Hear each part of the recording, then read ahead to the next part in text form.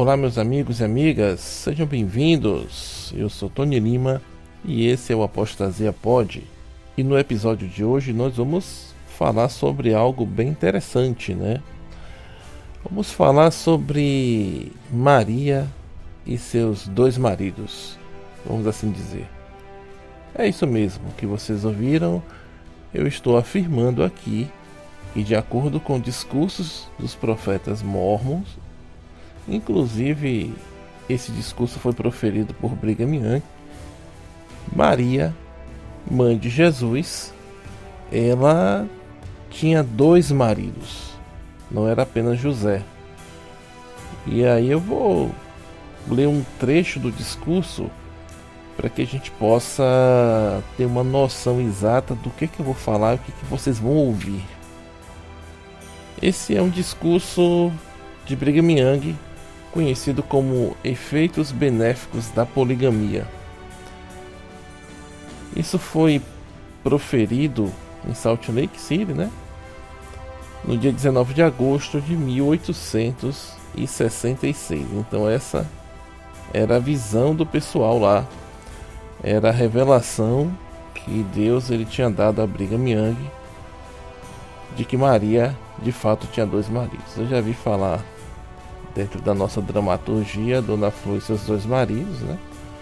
Nós temos aí algumas mulheres que têm vários maridos, né? Eu ainda vou ter um tempo para poder dedicar a esse tipo de assunto, né? Referente à poligamia com mulheres casadas, seladas ao seu marido, que também era selada a Joseph Smith e depois foi selada a Brigham Young. Então você vê aí que ela tá bem lá no mundo espiritual, né? Na exaltação ela vai ter 3 maridos.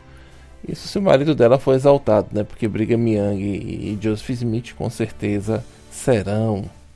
Ok, esse discurso eu vou mostrar para vocês aqui a imagem dele. Esse trecho que eu vou ler do discurso, o discurso ele é enfadonho, né? Ele é muito grande. Na verdade, todos os discursos do Jornal dos Discursos, eles são enormes, né? E é aquela coisa, né? A gente tá pegando alguns trechos aqui e debulhando, né? Pra gente poder entender. Uma coisa muito característica desses discursos é que eles misturam muitos assuntos também. Daí eles estão falando de um assunto espiritual, daqui a pouco eles mudam para um assunto temporal e até militar, né? Mas vamos lá. Lemos o seguinte aqui no Jornal de Discursos, volume 11, 41. Eu vou deixar o link aí, a imagem na tela, vocês podem até dar um print para depois dar uma curtida aí, olhar com calma. Vocês podem também copiar aí o link da postagem, né? Da publicação e dar uma conferida, e lá você pode ter acesso também a vários outros discursos, como eu falei, mais de um século, né, de registros de discursos do mormonismo. E é dito o seguinte por Brigham Young: o homem José, marido de Maria, não teve, que saibamos, mais de uma esposa, mas Maria, esposa de José, teve outro marido. Olha aí, rapaz, é uma situação bem peculiar, né? E até um pouco constrangedora, né? Você afirmar uma coisa dessa, né? Que Maria teve outro marido e que José levou um pai de Gaia, né? Ou de Maria, ou vice-versa, né? José colocou um pai de Gaia. Rapaz, é complexo, mas vamos lá. Por isso infiéis chamaram o Senhor, o Salvador, de bastardo. Esta é apenas uma opinião humana sobre um dos feitos inescrutáveis do Todo-Poderoso.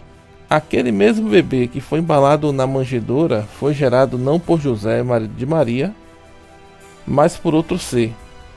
Você pergunta quem? Quem? Por quem que foi gerado esse... Quem foi esse outro ser que gerou Jesus juntamente com Maria?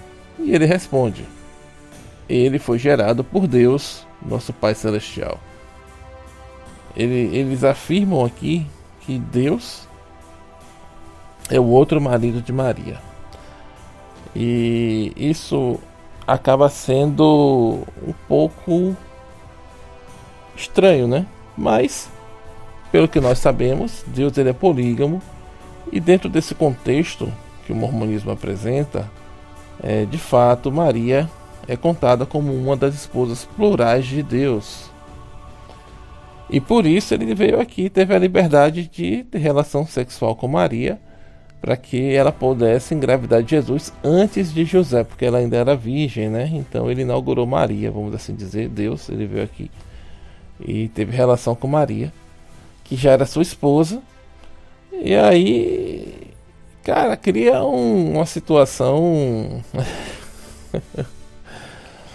meia confusa, né? Porque você tem uma mulher casada com um homem aqui, e não, mas ela não é mais a esposa dele. Ela primeiro, ela era esposa de Deus. E aí deve ter vindo aqui para a terra, Deus cedeu para José, eu não sei. Eu sei que eu quero saber quem foi que colocou corno em quem aqui, entendeu? E aí você tem nessa situação também a questão da dignidade de Maria ferida, a honra de Maria, né? Porque aí você tem Maria com um marido e outro marido, tendo relação com um e depois com outro. Caramba! Então nós temos aí um corno manso na história. Ou não, né? Porque o corno manso é aquele que consente, né? Sabe que a mulher tá lá com outro. Mas nesse caso, José não sabia, né? Cara, olha a situação. É extremamente ridículo as coisas que o mormonismo eles colocam para justificar, cara, a poligamia. Olha a que ponto eles rebaixam a santidade de Deus, a de um cafajeste, a de um infiel, cara, é tanta coisa. E Maria, a falta de respeito com a figura da mãe de Jesus nessa história toda aí. É muito ridículo, gente, pelo amor de Deus. Eu me surpreendo muito com esses discursos assim e as informações que tem dentro deles, né? Cada coisa assim que você fica chocado, né? Por que que nós ficamos chocados com isso? Porque até onde todos entendem, Jesus ele não foi gerado através de uma relação sexual entre Deus e Maria, correto? Não foi. Aí você vê o quanto eles rebaixam a imagem dessas pessoas, que foram pessoas santas, pessoas que merecem todo o respeito e admiração, até do próprio Deus, que eu não tenho nem o que comentar a respeito disso. Quem sou eu para comentar algo sobre Deus, porque eu não sou nada perto de Deus. E os caras têm a audácia, a cara de pau de usar o nome de Deus dessa forma. Gente, é uma coisa assim que é revoltante, cara. É revoltante. Aí você chega e fala que você tá numa religião dessa aí. Você passa a conhecer isso e você diz que é super normal. Que esse é o evangelho de Jesus Cristo. Nunca foi, cara. Nunca foi. Eu sei que evangelho é esse aí. É o evangelho de Lúcifer, não de Jesus Cristo. Eu vou colocar na tela aqui uma outra imagem. É um discurso também de Brigham Young, e o interessante é que ele mostra mais detalhes de como isso aconteceu. Uma coisa muito chama atenção aqui nesse trecho do discurso é que ele chama a atenção das pessoas. Se você pensa que Jesus Cristo foi gerado pelo Espírito Santo, você está redondamente enganado. É a confirmação do que eu falei anteriormente. Foi Deus que teve relações com Maria. Olha aí, tá na tela, você pode dar um print, você pode dar uma pesquisada. Jornal dos Discursos, volume 1, página 8, vamos lá, né? Ele fala aqui dos eruditos, dos pensadores, das pessoas que usam inteligência e contestam essa ideia louca do mormonismo que eles apresentam. E olha só, ele meio que zoando, né, tirando onda aqui com a opinião das pessoas que eram sábias da época, né? E ele fala: Brigham Young diz o seguinte: novamente, eles tentarão explicar como a divindade de Jesus se une à humanidade, esgotando todas as faculdades mentais e terminando com esta linguagem profunda, como se descreve a alma do homem. É uma substância imaterial. Que ideia erudita! Jesus, nosso irmão mais velho, foi gerado na carne. Olha aí. Deixa eu só dar uma paradinha aqui, porque a ideia dos eruditos aqui, como ele fala, né, como ele descreve, que a alma do homem é uma substância imaterial. Sabemos que no mormonismo não é assim, né? Mas vamos lá, eles dizem que a alma é a união do corpo e do espírito, pois era o que eu ensinava quando era missionário, né? Não sei se já mudou, é bem capaz de mudar também isso aí, mas vamos lá. E aí ele fala, né? Jesus, nosso irmão mais velho, foi gerado na carne pelo mesmo personagem que estava no Jardim do Éden e que é nosso Pai Celestial. Agora, todos que ouvem essas doutrinas, parem antes de menosprezá-las ou tratá-las com indiferença, pois elas provarão sua salvação ou condenação.